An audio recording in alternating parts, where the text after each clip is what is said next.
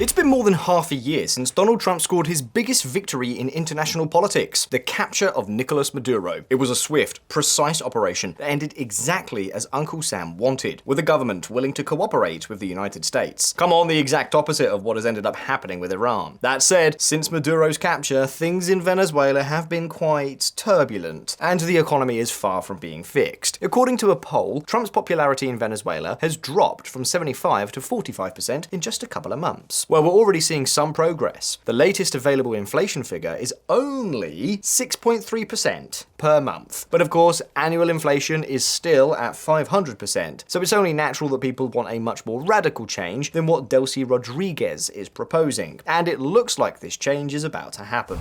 Investment firms joined Donald Trump's $100 billion race for Venezuelan oil. Majors including Repsol, Eni, and Shell have reached agreements as local oil executives have been flying around the country in private jets in hopes of sealing deals as the sector reopens. In May, Venezuela exported twice as much oil as the average for 2024 and 2025, 1.2 million barrels per day. It has also benefited greatly from the boom in international oil prices. The country is still a long way from recovering the industry it had before Chavismo destroyed it, when it was exporting more than 3.5 million barrels per day. But hey, production is on the rise, and that's even before the really big investments have come in, though they are already on their way. Keep a couple of things in mind.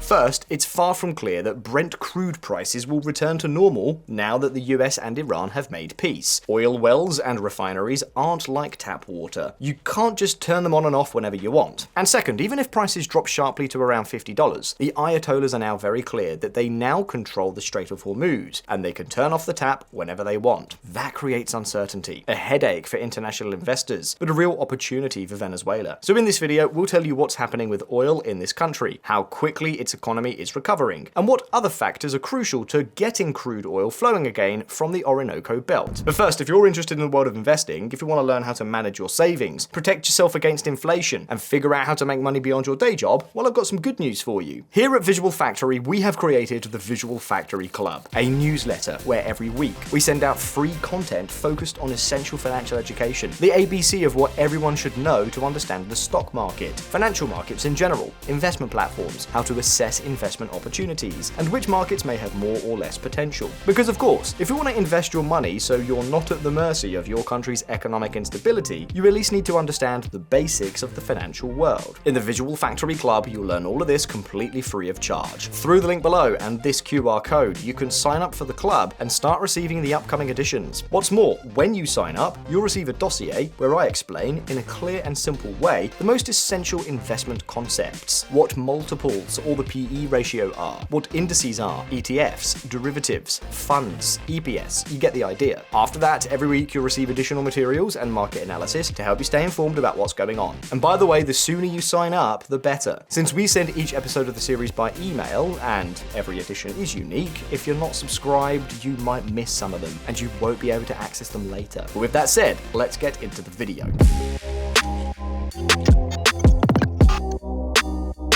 On the 9th of January 2026, less than a week after Nicolas Maduro's capture, Donald Trump held a meeting at the White House, but the Venezuelan opposition, or anyone like that, wasn't there. It was a meeting with the CEOs of major oil companies, Exxon, Chevron, ConocoPhillips. Obviously, a meeting like this could only have one goal: to ask these companies to invest in Venezuela. Specifically, Trump asked, or rather, practically demanded, that they invest $100 billion. And the response of these companies was, no way.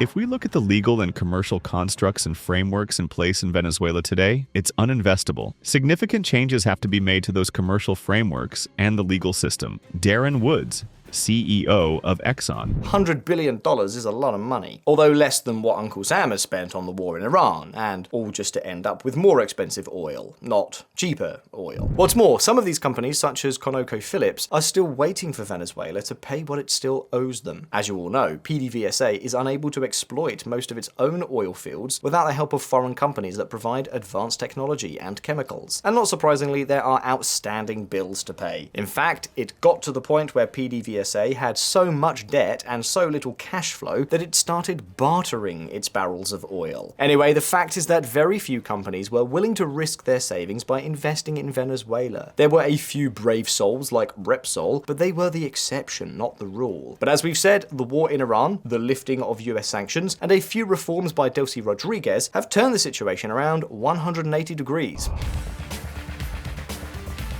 Here's an example that, though trivial, is highly symbolic. The new energy minister in Delcy's government is an electrical engineer, not a military officer, as was the case under Maduro. This explains why SLB, the world's largest oil services provider, signed a memorandum of understanding with Venezuela in June. Keep in mind these agreements are declarations of intent, not binding contracts with money on the table, but you have to start somewhere. And most importantly, there are a lot more examples. Contrast the pessimism of the major oil CEOs at that January 6th meeting with this.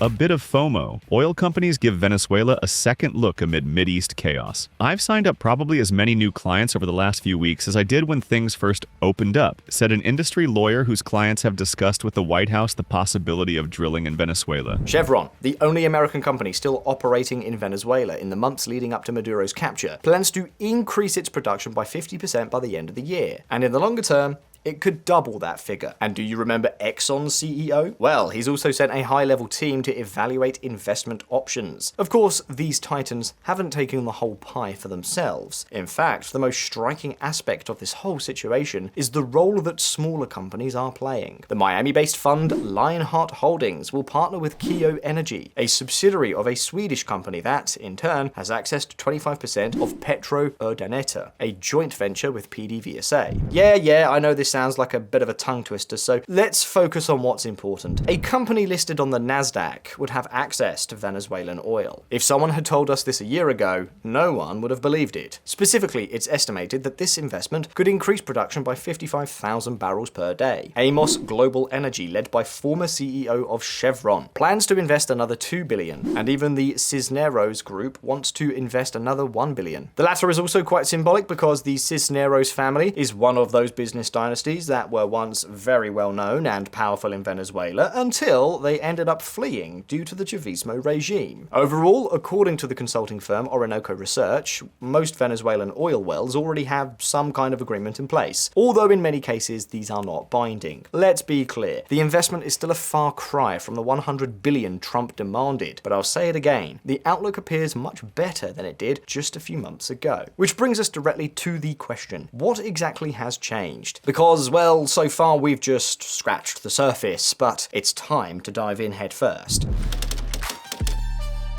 The first change is obvious. The Iran conflict has sent oil prices soaring, and it's far from clear whether they'll drop sharply and steadily again. But for Venezuela, this isn't actually that important. To understand why, take a look at this chart. China has been one of the major importers of Venezuelan crude oil over the years, and its role has been crucial since sanctions were tightened. Why is this so important? Because when you depend so heavily on a single buyer, you lose market power. In practice, this means that Maduro was selling Venezuela's oil to Xi Jinping for about $5 to $10 less than its market price. But now Venezuela is once again exporting heavily to the United States and India. What's more, he's expanding into other markets. South Korea has made a purchase for the first time since 2011, and even Malaysia has imported about 2 million barrels, all at market price. Clearly, none of this makes sense without considering the role of the United States. China didn't become Venezuela's top market by chance, it was the result of US sanctions. And now Trump has lifted these sanctions. Well, in practice, most of them are simply frozen, or the White House issues licenses to bypass them. Remember the Nasdaq-listed company we mentioned earlier? Well, in theory, it shouldn't even exist. Ultimately, the Venezuelan company hidden beneath all the layers of ownership is a joint venture with PDVSA, in which the Venezuelan state-owned company holds a 60% stake. And according to the sanctions, it's prohibited to enter into agreements with companies or projects in which PDVSA holds more than a 50% stake. However, this is possible under General License 52, a recent creation by Donald Trump that the Office of Foreign Assets Control grants at its discretion. This still creates doubt and legal uncertainty, but hey, it's a huge improvement over not being able to invest at all. That said, in recent days, there has been a small change that significantly improves the situation. The office now accepts contracts governed by laws and legal precedents other than US ones, such as those of France or Singapore. Since the United States isn't exactly an impartial judge when it comes to Venezuela, given how deeply involved they are with Delcy's government, this could build more trust. Obviously, the oil industry doesn't exist in a vacuum, floating in the middle of nowhere. It depends on Venezuela's infrastructure laws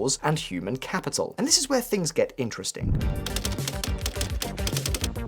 Let's suppose Trump does manage to convince companies to invest the $100 billion needed to revive the oil industry. The companies arrive, bring the most advanced machinery ready to extract the oil, press the start button, and the power goes out. It sounds like a joke, but it's not at all. Venezuela produces cold crude. Basically, they drill a hole and let the oil rise under pressure. But since Venezuelan crude is so viscous, this method is highly inefficient. In Canada, they have a similar type of crude, but first they inject very high temperature steam to turn it into a liquid so it flows out more easily. Hot crude versus cold crude. Why doesn't PDVSA do the same? Well, partly because this method consumes a tremendous amount of energy that Venezuela can neither produce nor transmit through its grid. Fortunately, oil extraction isn't the only sector attracting investment. Venezuela signs deal with U.S. energy giant to rebuild power grid. Rodriguez described the signing of the agreement with General Electric Vernova, the U.S. company's local branch, as a historic step for Venezuela. And it doesn't end there.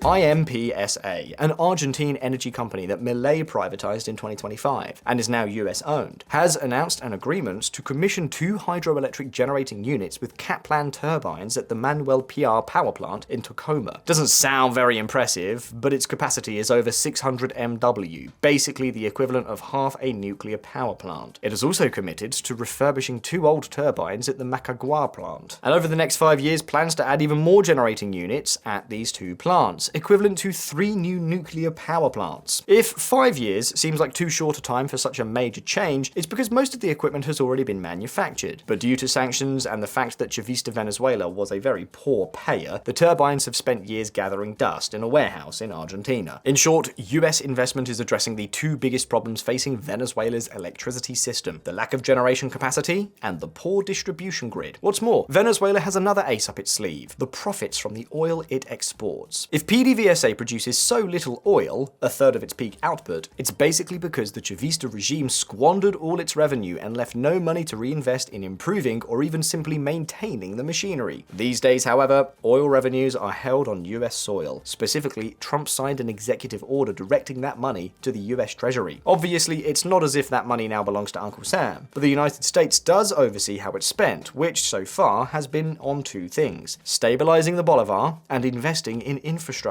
particularly for improving the power grid. If all goes well, this will be a godsend for ordinary Venezuelans, who will no longer have to endure power outages lasting more than 10 hours. But don't underestimate how important these investments are for reviving Venezuelan industry in general. Of course, none of this would be possible without the 3rd pillar of the economic recovery program. Venezuela has a public debt of between $150 and $200 billion.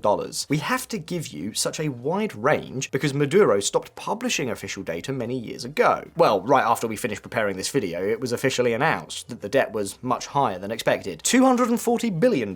That said, it's quite clear that PDVSA alone owes about $60 billion. And now we have to figure out what to do with all this debt, which clearly cannot be paid off in full. If Trump and Delcy Rodriguez truly want to reach the $100 billion investment target, Venezuela will need a more or less stable macroeconomic environment. To give you an idea, Javier Milei's famous RIGI, a program offering special incentives to attract investment, has only attracted 35 projects valued at $80 billion over the past 2 years. And we're talking about a country that is much richer, more stable, has implemented more far-reaching reforms, and also has a very strong energy sector. So, what is Venezuela doing to get its finances in order? Well, for now, the firm Centerview will oversee a debt renegotiation negotiation. Basically, the idea is to reach an agreement with investors to have them forgive a portion of the debt, although some analysts point out that Venezuela has the right to default on part of its debt that was issued under illegal conditions during Nicolas Maduro's regime. Incidentally, there has been controversy, because it appears the negotiating firm could charge up to $1 billion for its services, whereas the negotiators for Greece's debt, which was even larger, charged only $25 million. These same negotiators have offered to work on Venezuela's case for just $150 million, but the Trump administration and Delcy Rodriguez's government have rejected the offer. Are we dealing with a case of corruption? It's still too early to tell.